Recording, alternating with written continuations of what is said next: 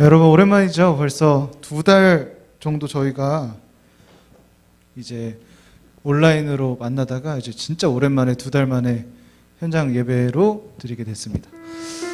이제 예배를 시작하려고 하는데요. 여러분들 이 예배를 위해서 드려질 예배를 위해서 함께 기도하는 시간을 가졌으면 좋겠습니다. 이 시간 기도할 때는 여러분들 저희가 여러분들의 기도 제목, 여러분들의 고민, 여러분들의 어떤 어려움을 위해서 기도하는 게 아니라 드릴 예배를 위해서 함께 기도해보는 거예요.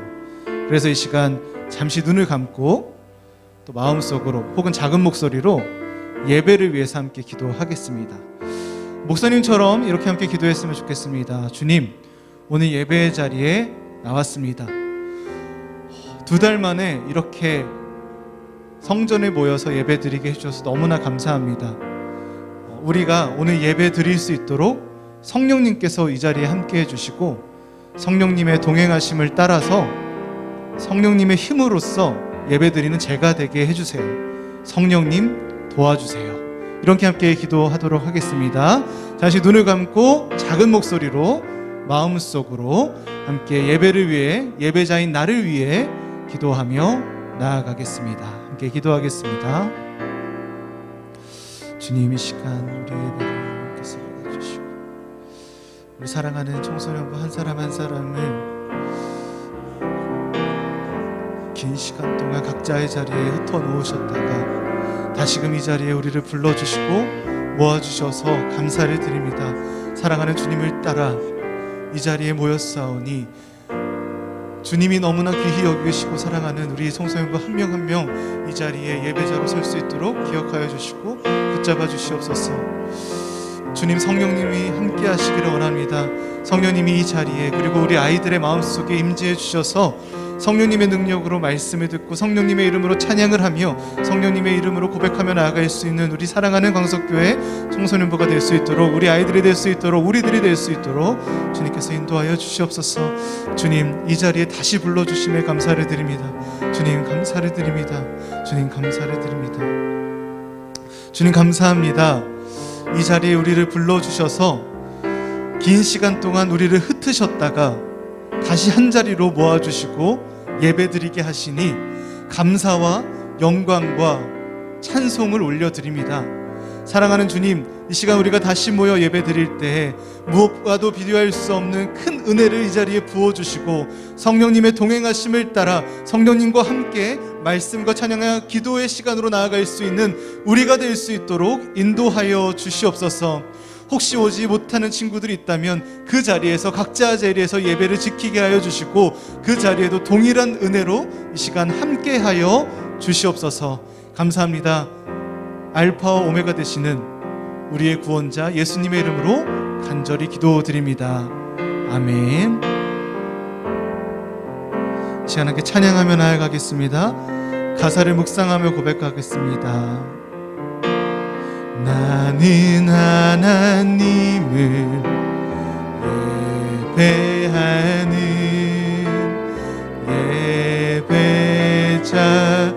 예배자입니다. 내가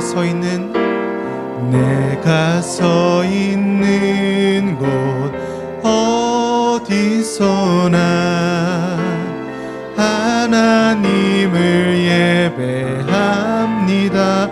내 영혼 거룩한 은혜를 향하여 내 마음 완전한 하나님 향하여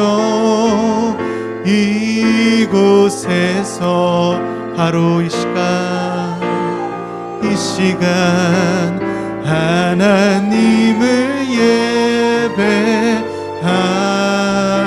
다시 한번 고백합니다. 나는 하나님을 예배하는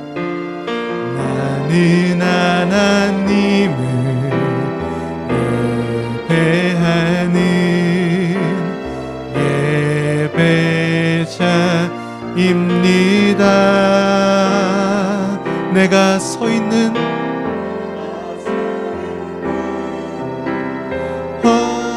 어디서나 하나님 하나님을 예배합니다. 내 영혼 거룩한, 내 영혼 거룩한 은혜를 향하여 내 마음 완전한 하나님 향하여 이곳에서 바로 이 시간 하나님을 예배하 내 영혼 거룩한, 내 영혼 거룩한 은혜를 향하여 내 마음 완전한 하나님 향하여 이곳에서 바로 이 시간, 바로 이 시간 하나님을 예배합니다. 하나님을 예배합니다. 하나님을 하나님을 예배합니다. 하나님을 예배합니다. 아멘. 이 시간 함께 우리의 마음을 모아 사도신경으로 신앙 고백하며 나아가겠습니다. 나는 전능하신 아버지 하나님, 천지의 창조주를 믿습니다. 나는 그의 유일하신 아들 우리 주 예수 그리스도를 믿습니다. 그는 성령으로 잉태되어 동정녀 마리아에게서 나시고 본디오 빌라도에게 고난을 받아 십자가에 못 박혀 죽으시고 장사된 지 사흘 만에 죽은 자 가운데서 다시 살아나셨으며 하늘에 오르시어 전능하신 아버지 하나님 우편에 앉아 계시다가 거기로부터 살아있는 자와 죽은 자를 심판하러 오십니다. 나는 성령을 믿으며 거룩한 공교회와 성도의 교제와 죄를 용서받는 것과 몸의 부활과 영생을 믿습니다. 아멘.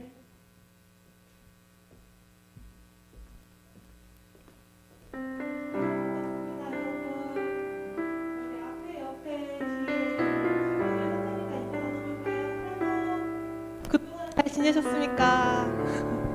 반가웠습니다. 네, 여러분 못 본 사이에 많은 게 변했죠. 계절도 바뀌고 우리 옷차림도 바뀌고 우리 머리 스타일, 우리가 살아가는 행동 양식도 조금씩 많이 바뀌었을 거예요. 하지만 그렇게 모든 게 변해가는 중에도 예배를 사모하는 마음으로 이 자리에 나와서 예배의 자리를 지키고 이렇게 이 시간에 영상으로도 예배를 우리와 함께하는 모든 친구들을 환영하고 축복합니다. 오늘 찬양하는 가운데서는 우리 마음이 온전히 주님께 향하도록 온전히 예배를 집중하도록 그런 마음으로 찬양하시면 좋겠습니다. 할렐루야.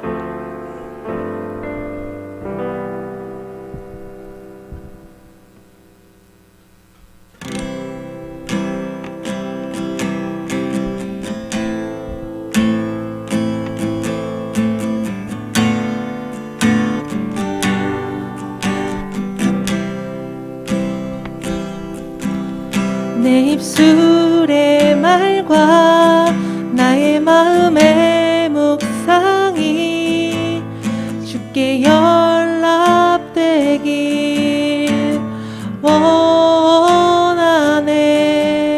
내 입술의 말과 나의 마음의 묵상이 주께 연락되길 원하네. 내 입술의 말과 내 입술의 말과 나의 마음의 묵상이 주께 연락되길 원하네. 내 입술의 말과 나의 마음의 묵상이 주께 연락되길 원하네. 내 반석 나의 구원자 나의 노래할 이유 주님 눈에 축복되길 원하네.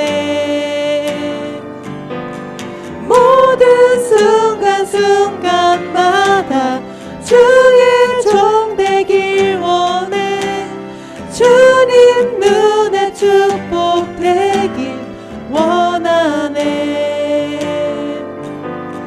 원하네.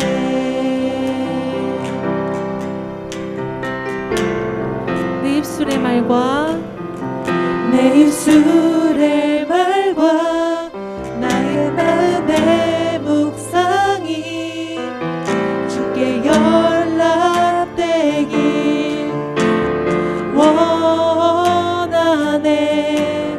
내 입술의 말과 나의 마음의 묵상이 주께 연락되길. 다시 한번 찬양합시다. 내 입술의 말과 내 입술의 말과 나의 마음의 묵상이 주께 연락되길 원하네. 내 입술의 말과 나의 마음의 묵상이 주께 연락되길 원하네. 내 반석 나의 구원자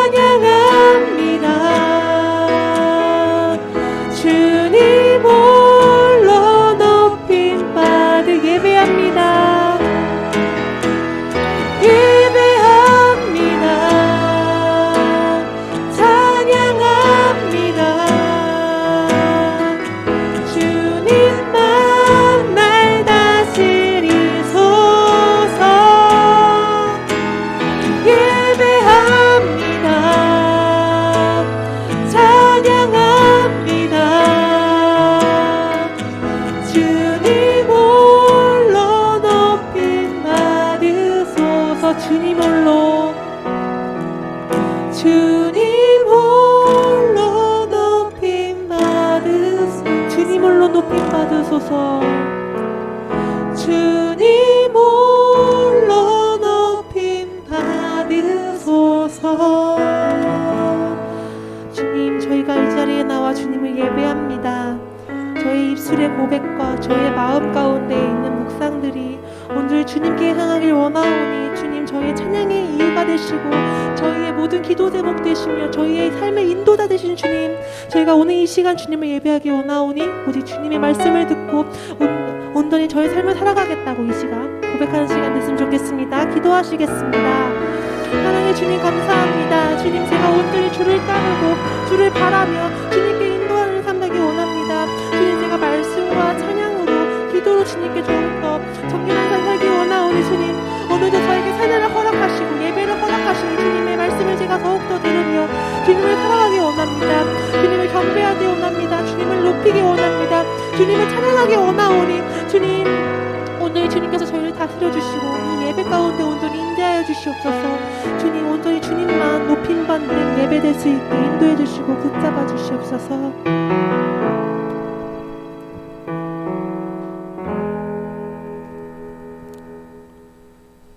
사랑과 은혜가 풍성하신 하나님 아버지, 우리를 주님의 자녀 삼아 주시고 주님께 예배할 수 있게 하심에 감사드립니다.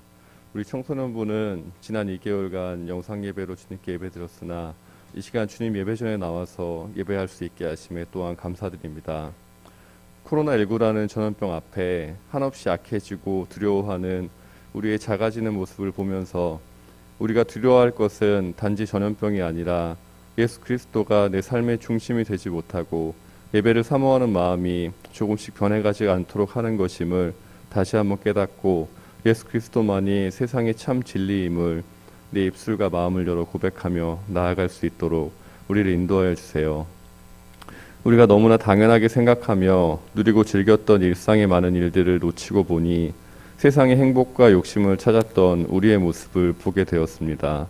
주님께 간구하지 않고 나의 능력과 계획으로 모든 일들을 하려 했던 나의 모습을 주님께 고백하며 회개합니다. 나의 능력이 아닌 주님의 능력을 간구하게 하시고 나의 의지가 아닌 주님의 말씀으로 세상을 보고 나아갈 수 있도록 하여 주세요. 아무런 의미도 감사함도 없었던 평범한 일상이 얼마나 소중하고 주님의 은혜 가운데 있었는지 다시 생각해 보게 됩니다. 주님의 교회에서 믿음의 친구들과 함께 예배할 수 있는 것이 얼마나 감사한 일인지 다시 한번 매주 일가가 되지 않게 하시고 기쁘고 설레이는 마음으로 주님을 만날 수 있도록 우리를 인도하여 주세요. 특별히 우리 고3 친구들이 많은 고민과 어려운 과정 가운데 있습니다. 우리 아이들에게 수험 생활이 어려움이 되는 것이 아니라 주님의 축복 가운데 또한 계획 가운데 자신의 길을 찾아가는 즐거운 과정이 되게 하여 주세요. 또한 우리 청소년부 모든 친구들과 선생님들이 고3 아이들을 위해 기도할 수 있도록 하여 주시고 주님께서 그들의 능력이 되게 하여 주시고 주님의 계획으로 우리 아이들을 인도하셔서 얼마 남지 않은 기간 동안에도 주님의 은혜가 고3 친구들에게 충만하여 드리게 임하게 하여 주세요. 오늘 박목은 목사님을 통해 선포되어지는 말씀을 통해 우리 청소년부가 어떤 상황 가운데서도 주님의 말씀을 생각하며 세상 가운데서도 승리하며 나아갈 수 있도록 인도하여 주세요. 예배를 섬기고 헌신하는 모든 이들의 수고를 주님께서 기억하여 주시고 이 예배를 마치는 시간까지도 성령님께서 함께하여 주세요. 감사드리며 살아계신 예수님의 이름으로 기도드립니다. 아멘.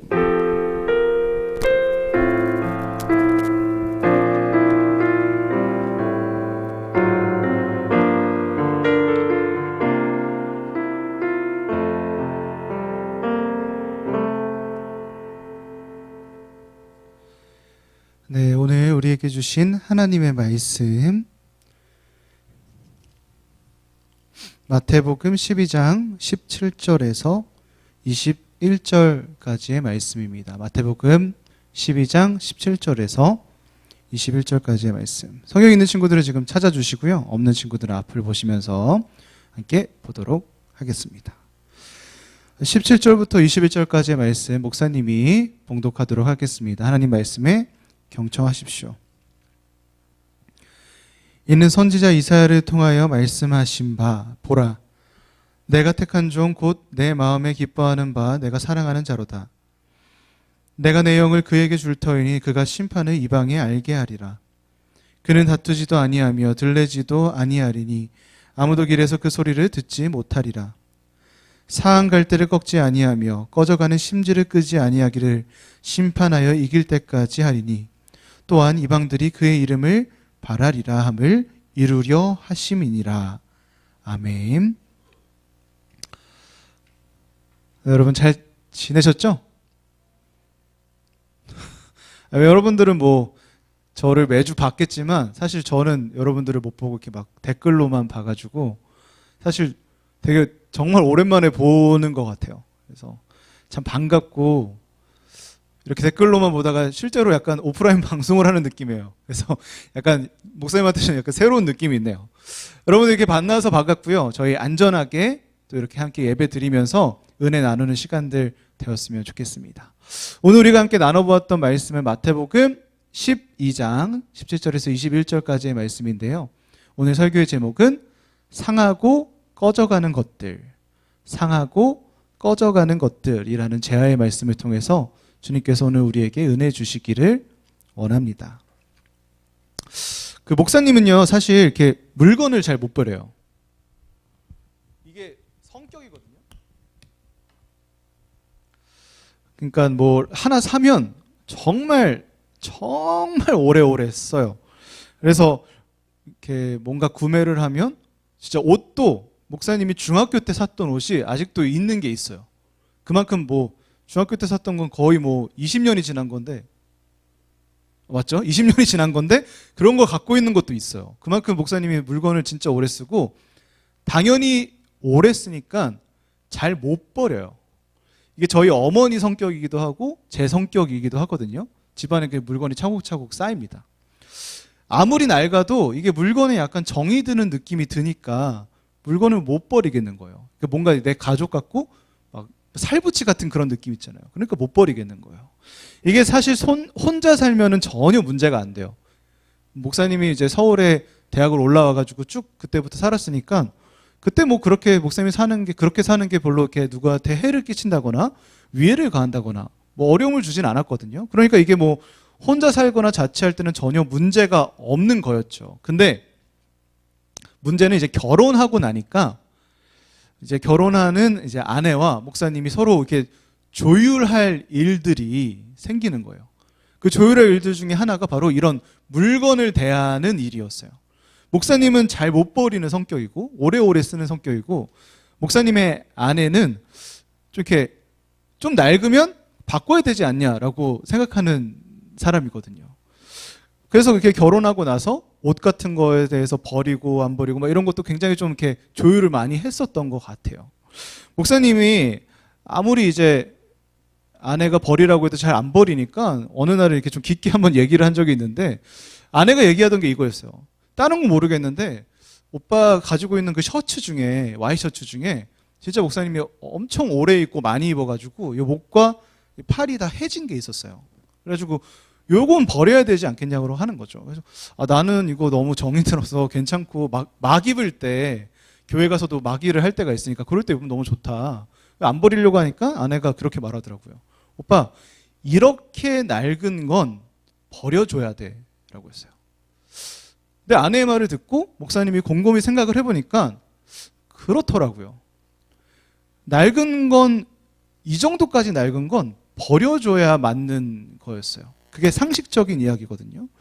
그러니까 뭐 쓰지 못할 정도로 낡은 것은 버려줘야 합니다. 낡은 옷도 버려야 하고요. 낡고 고장난 차도 버려야 하고요. 낡고 뒷굽이 다 다른 운동화나 구두도 당연히 버려야 하고요. 사용하고 낡은 그냥 껍데기만 남은 펜도 버려야 합니다. 그러니까 생활하면서 실생활에 사용하는 대부분의 것들은 쓰지 못할 정도로 낡고 오래되었다면 버려야 하는 것이 당연한 이야기라는 것이죠. 아주 상식적인 이야기입니다. 저희 아내는 상식적인 이야기를 했고 저도 그거를 이해를 한 거죠. 낡은 것은 버려야 한다. 이런 상식적인 이야기를 예수님께서는 과연 어떻게 생각하고 계실까? 낡은 것은 버려야 한다. 예수님은 과연 이거에 대해서, 이 상식에 대해서 어떻게 생각을 하실까를 함께 나눠보고자 합니다. 오늘 말씀을 보시면 예수님은 어떻게 그렇게 생각하시는지 찾아볼 수 있어요. 한번 차근차근 목사님과 같이 찾아보시죠. 마태복음 12장 15절입니다. 말씀을 보시면서 함께 앞을 보면서 함께 읽어보도록 하죠. 여러분들 목소리 내서 한번 읽어볼게요. 시작. 예수께서 아시고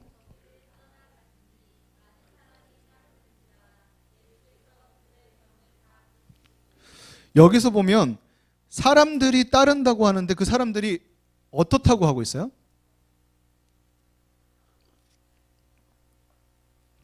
질문이 좀 어려웠죠? 사람들이 따르고 있는데 그 수가 어땠을까요?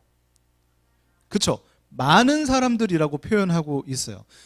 성경에서는 구체적인 숫자를 표현하는 게 그리 많진 않아요. 이렇게 형용사를 써서 많다라고 표현을 하고 있죠. 이게 예수님의 인기와 예수님을 따르는 사람들이 굉장히 많다는 것을 단번에 보여주는 표현이죠. 그렇다면 이 많은 사람들이 왜 예수님을 따랐고 이들은 왜 모였을까를 한번 생각해 볼 필요가 있겠죠. 왜 이들은 예수님을 따랐을까? 그 많은 사람들이.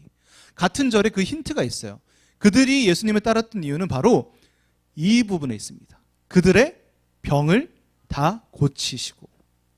이걸 보면은 이 사람들이 어떤 사람이었는지를 유추해 볼 수 있죠. 전부는 아니었겠지만요, 예수님을 따르는 많은 사람들 중 대부분의 사람들은 아마도 병이 있는 사람들이 많았을 겁니다. 아주 높은 확률로 그러했을 거예요. 지금 우리가 마태복음 12장을 읽고 있는데 이 12장의 전반부를 다시 한번 보시면 그 전반부에는 뭐라고 기억하냐면 손 마른 자를 고치고 있는 게 나와요. 손 마른 자. 그러니까 12장 전체가 어떤 아픈 자를 치유하고 병든 자를 치유하는 예수님의 기적이 담겨져 있는 장면이라는 거죠. 그러니까 지금 예수님을 따르고 있는 이 많은 사람들은 뭐다? 아마도 대부분이 뭔가 아픔이 있고 병이 있고 고침이 필요한 사람들이었을 것이다라는 것을 우리가 어렵지 않게 유추해 볼 수 있는 거예요. 아무튼 이런 병자들이 예수님과 함께하고 있습니다. 그것도 아주 많았어요. 근데 예수님이 어떻게 하셨다고요? 완전히 고치셨어요. 여기가 아주 특별한 지점입니다. 여러분들. 많은 사람들이, 많은 병자들이 예수님을 따르는데 예수님이 그들을 완전히 다 고치셨다. 이 부분은 굉장히 특별한 성경의 지점이에요. 왜냐하면 우리는 쉽게 그렇게 생각할 수 있죠. 성경에 예수님이 사람 고치는 건 굉장히 많이 나오니까 이게 뭐가 특별한가요? 뭐가 특별한 지점이에요? 라고 질문할 수 있겠지만 사실은 이 장면은 예수님이 이 땅에 오셔서 하시고자 했던 하나님의 사역들 중 가장 중요한 갈래라고 볼 수 있습니다. 그러니까 하나님이 예수님을 이 땅에 보내시면서 이 땅에서 하시고자 했던 일들 중에 되게 중요한 가지 중에 하나라는 거예요. 말씀 한번 읽어볼까요? 마태복음 12장 20절입니다. 한번 읽어볼게요. 여러분들 목소리로 함께 시작. 상한 갈대를 꺾지 아니하며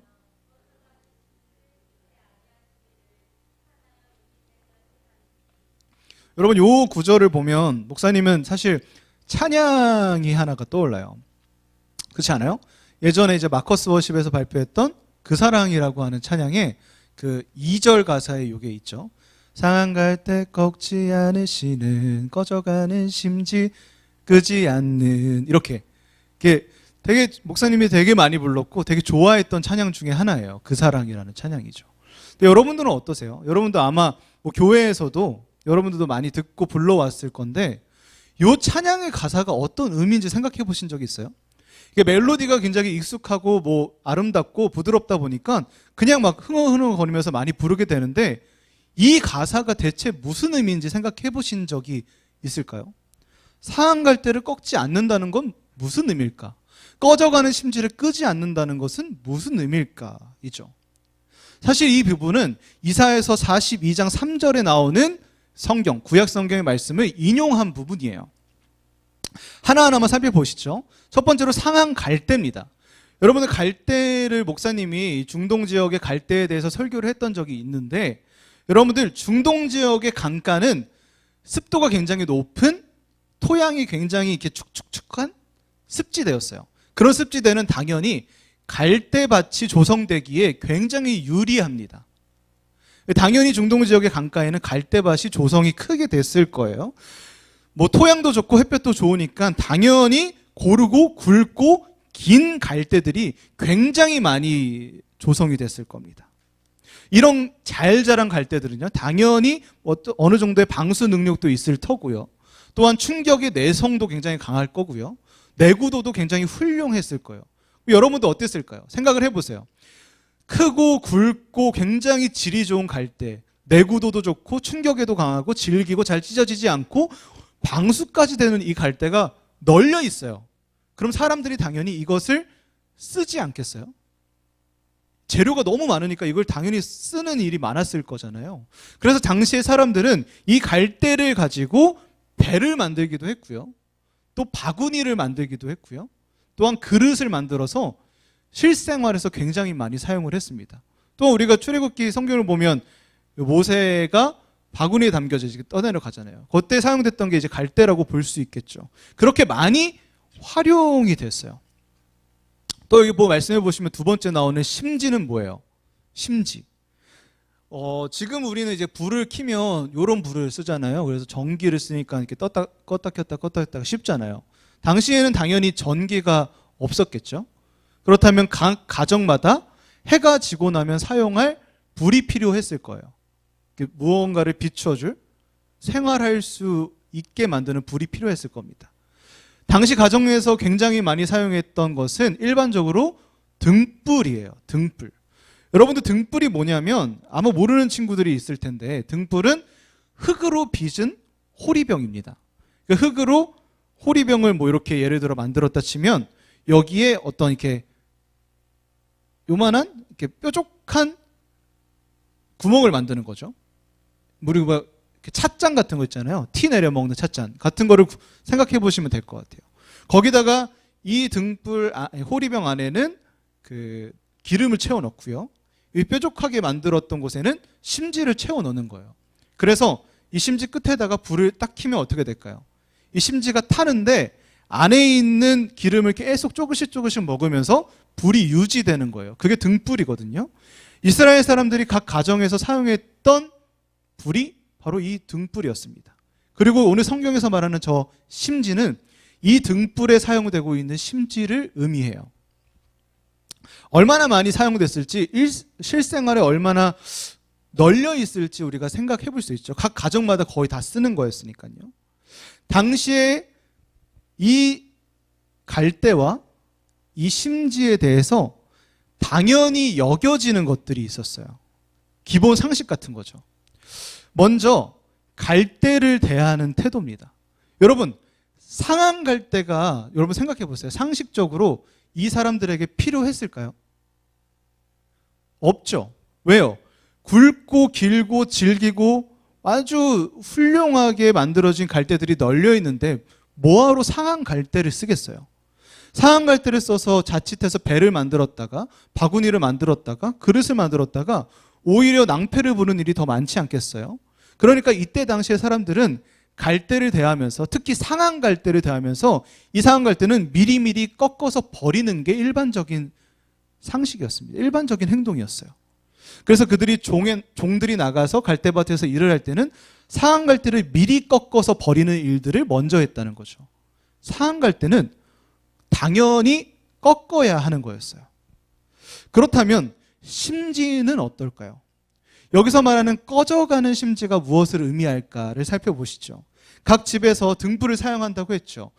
집에서 등불을 사용할 때 해야 하는 일이 있었습니다. 여러분들 혹시 어머니가 이제 내가 집에 있고 어머니가 외출을 가실 때 이런 말 종종 들어봤을 거예요.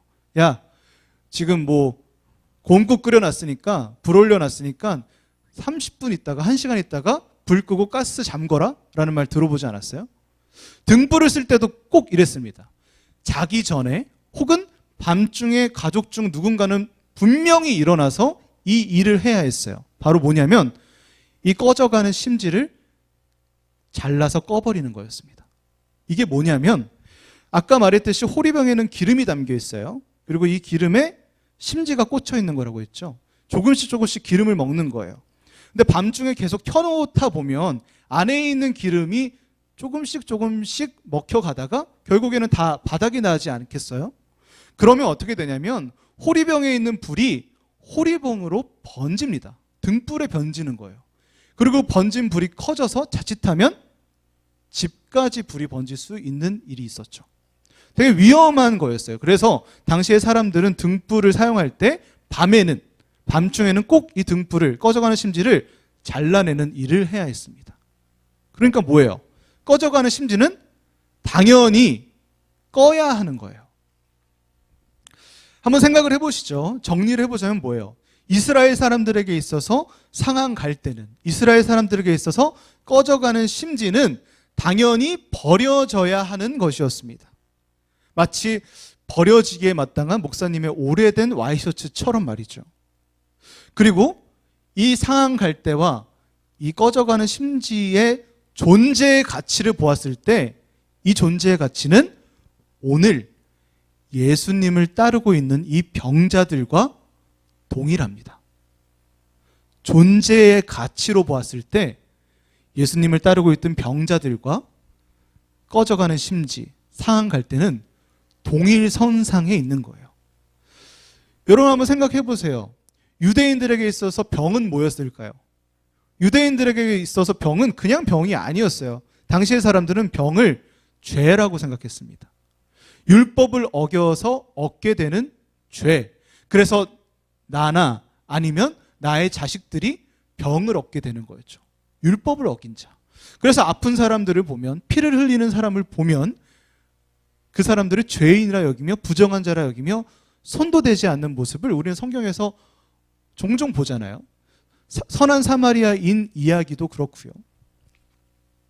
그러니까 이 사람들에게 있어서 병자들은 정말 가치 없는 존재였다는 겁니다. 상한 갈대처럼, 꺼져가는 심지처럼 존재의 가치가 없는 것들, 버려져도 끊어져도 사라져도 이상할 것이 없는 그런 존재들이 바로 이 병자들이었다는 말이에요. 근데요, 오늘 예수님이 이 사람들을 어떻게 하셔요? 어떻게 하셨습니까? 모두 싹 다 고치셨어요. 한 명도 빠짐없이 모조리 다 구별하지 않고 고치셨어요. 왜 고치셨을까? 예수님이 이들을 왜 고치셨을까요? 왜 자신의 능력을 과시하고 싶으셔서? 그들이 좀 불쌍해서? 막 불쌍한 마음이 들어서? 아니면 자신의 인기를 더 늘리고 싶으셔서? 자신의 능력을 과시하면서 그렇게 더욱더 지도자로 서고 싶으셔서 예수님이 그 사람들을 고치셨을까요? 아니요. 그렇지 않습니다. 예수님은 이러한 목적으로 그 사람들을 고친 것이 아니에요. 존재 가치가 없다고 여겨지는 사람들을 고치신 예수님의 이유는 단 한 가지입니다. 상징적인 행동이었기 때문이에요. 모든 자들이 가치 없다 여겨지는 이 자들을 고쳐야만 보여지는 것들이 있었기 때문에 예수님은 이 사람들을 고친 거예요. 이 자들을 손대고 이 자들을 함께하고 이 자들에게 자신의 치유의 능력을 보여줘야만 사람들이 볼 수 있는 것들이 있었기 때문에 예수님은 오늘 이 사람들을 고치시는 겁니다. 왜요? 무엇 때문일까요? 마태복음 12장 21절을 보면 이렇게 기록을 합니다. 이방들이 그의 이름을 바라리라 함을 이루려 하심이니라. 예수님은 왜 고치셨는지 여기서 이유를 발견할 수 있어요. 뭘까요? 하나님의 이름을 이방들이 바라게 하기 위함이었습니다. 반대로 이야기하면 이방이 누구예요? 이방인들입니다. 유대인이 아닌 비유대인들을 의미해요. 비유대인들까지 하나님의 이름을 바라게 하는 것이 예수님의 목적이었어요. 그것을 보여주기 위해서 자신을 따르고 있는 죄인이라 여겨지는, 가치 없다 여겨지는, 아무런 존재 의미가 없다 여겨지는 이 사람들을 예수님은 고치신 겁니다. 사회적으로, 문화적으로, 정서적으로 버림받고 그렇게 소외되고 있는 이 사람들을, 이스라엘 사람들은, 유대인들은 버린 이 사람들을 예수님은 붙잡고 고치신 거예요.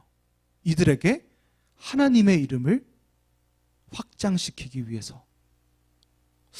그렇습니다. 예수님께서는요, 그 사람들을 보란 듯이 고치셨어요. 왜요? 하나님의 구원의 역사가 이 사람들에게까지 확장되는 것이다 라는 것을 보여주기 위함이었습니다. 그래서 당연히 꺾어야 하는 상한 갈대를 꺾지 않으셨고, 당연히 꺼야 하는 심지를 끄지 않으셨어요. 아니야, 그 사람들까지도 하나님의 사랑이야. 아니야, 그 사람들까지도 하나님의 구원의 울타리 아래 있어. 예수님은 이 말씀을 하시기 위해서 지금 병자들을 고치시고 계신 거예요. 그리고 여러분, 사실 우리가 받고 있는 이 사랑도 우리가 오늘 나눴던 이 하나님의 사랑입니다. 너무 멋지지 않나요? 저는 사실 이 구절을 읽을 때마다 막 가슴이 떨릴 때가 있어요. 세상에 이런 사랑이 어디 있어요? 버려지기에 마땅한 것들조차 버리지 않고 사랑하시는 하나님, 사랑하시는 예수님. 그 무엇과 이 사랑을 비교할 수가 있겠습니까? 없어요. 이런 세상에도 없습니다. 사랑받기에 합당한 거 사랑하는 거 어렵지 않습니다.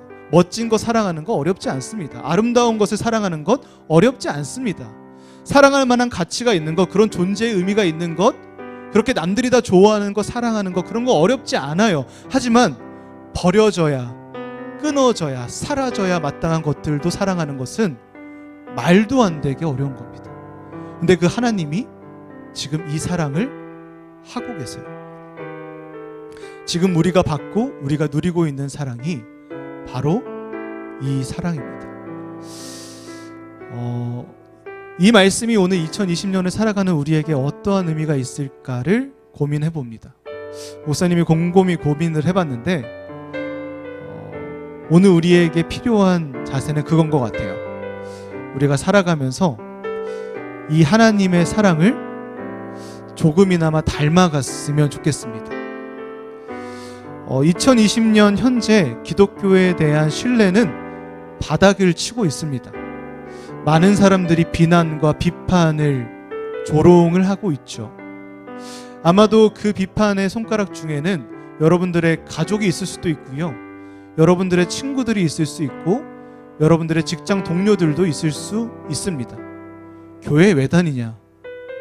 예수님이 뭔데? 그리스도인이 뭔데? 목사는 뭐고? 권사는 뭐고? 집사는 뭐고? 장로는 뭔데? 그들이 왜 그렇게 말하는지 이해됩니다. 무엇 때문인지도 알고요. 충분히 이해할 수 있는 부분이죠. 그럼에도 불구하고 이렇게 어려운 가운데서도 우리가 할 수 있는 일이 있습니다. 그게 뭐냐면 우리가 받고 있는 이 하나님의 사랑을, 이 아름다운 모습을, 이 예수님의 사랑을 그들에게 보여주는 거예요. 예수님이 하셨던 것처럼 나의 가족들, 나의 친구들, 나의 직장의 동료들에게 나의 언어와 나의 행동과 나의 삶을 통해서 이 사랑을 보여주는 겁니다. 아주 작고 초라한 것들까지도 사랑하시는 이 사랑, 버려져야 마땅한 것을 사랑하시는 이 주님의 사랑을 우리도 조금이나마 실천하고 보여주는 거예요.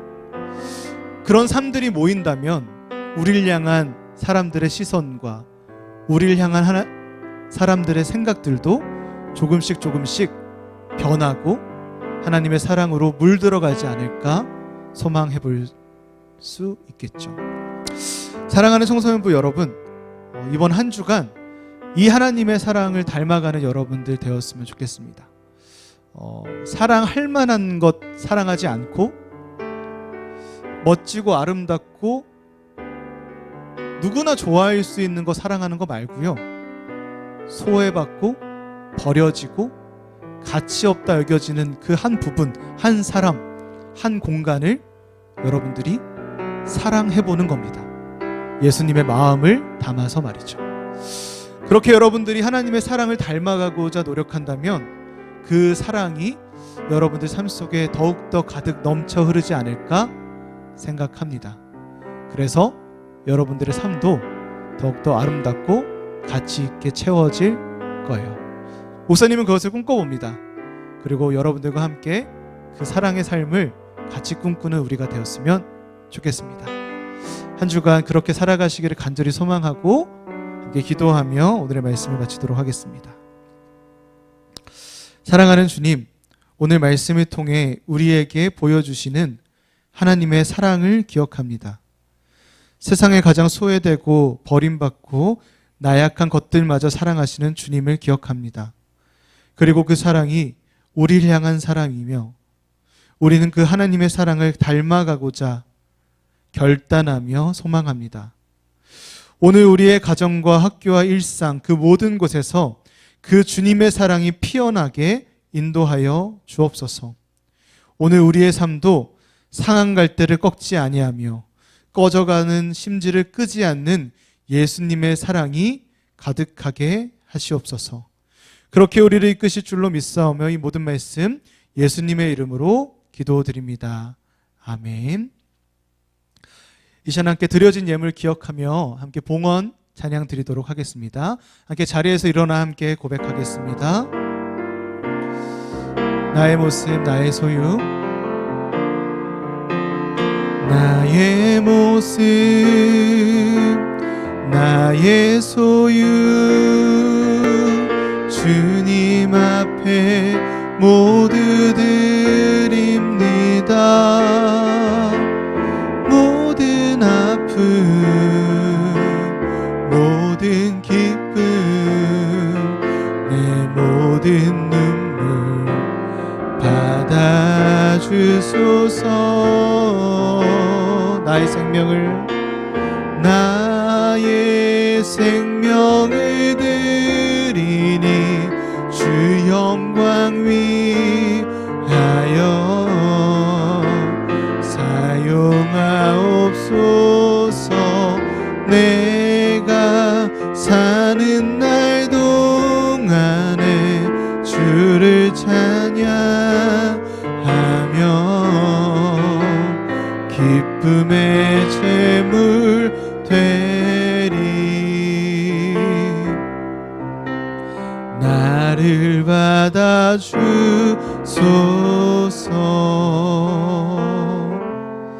이 시간 함께 드려질 예물 위해 기도하며 축도로 예배를 마치도록 하겠습니다. 하나님, 이 시간 우리가 예배의 자리에 나오며 빈손으로 오지 않고 우리에게 주신 것들을 아끼고 모아 감사하는 마음으로 이 예물을 드립니다. 이 예물이 쓰이는 곳곳마다 하나님의 나라를 건설하시고 눈먼 자가 다시 보게 하시며 아픈 자가 치유되며 넘어진 자가 일어나며 길 잃은 자가 다시금 그 길 위에 설 수 있는 귀한 곳들에 이 예물을 사용하여 주시옵소서.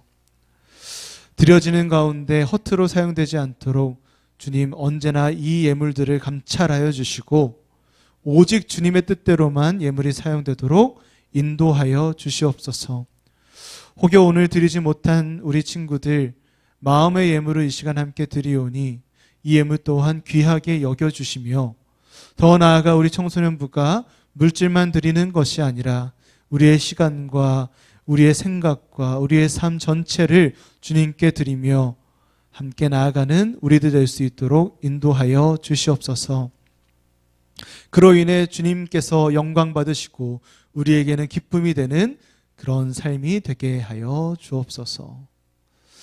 이제는 우리 주 예수 그리스도의 은혜와 하나님의 크신 사랑하심과 성령님의 감화, 감동, 교통케 하시는 역사가 이 자리에 모여 상한 갈대를 꺾지 아니하고 꺼져가는 심지를 끄지 아니하는 예수님의 사랑을 담고자 고백하는 청소년부 모든 공동체 위에 이제로부터 영원까지 함께 하시기를 간절히 축원하옵나이다.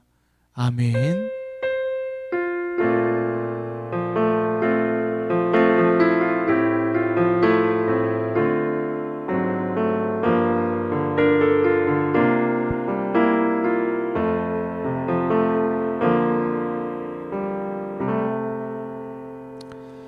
우리 자리에 앉으면 하나님께 영광의 박수 올려드리겠습니다.